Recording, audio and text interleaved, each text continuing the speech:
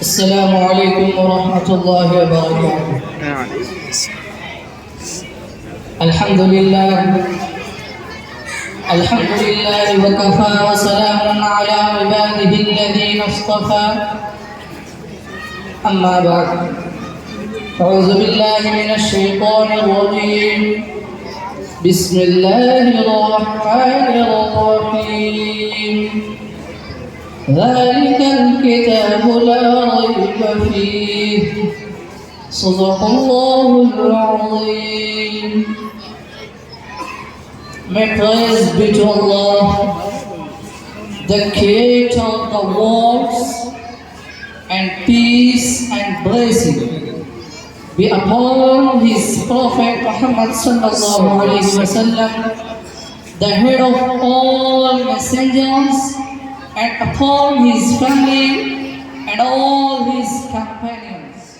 Dear audience, respected guests, and highly qualified teachers, I have been given honor to speak some words about the Holy Quran is the source of glory and happiness for the Ummah.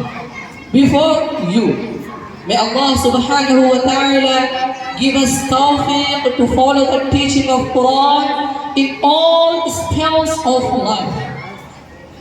Praise be to Allah who revealed His mobile book in the best style and impressed hearts with its good wording and eloquent composition.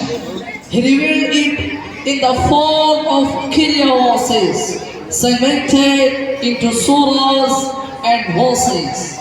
Arranged it in the best way with His extensive wisdom and composed it in the greatest way with the most eloquent words and sublime structures. Peace and blessing be upon the Prophet Muhammad sallallahu alaihi wasallam, to whom the Holy Quran was revealed. Allah subhanahu wa ta'ala revealed the Holy Quran to His noble hearts, and this alleviated His hardships, expanded His breast.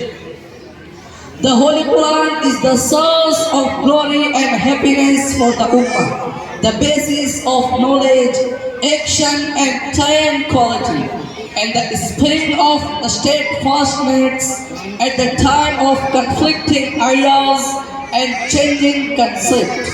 It is the fortified day in facing temptations, allegations and desires.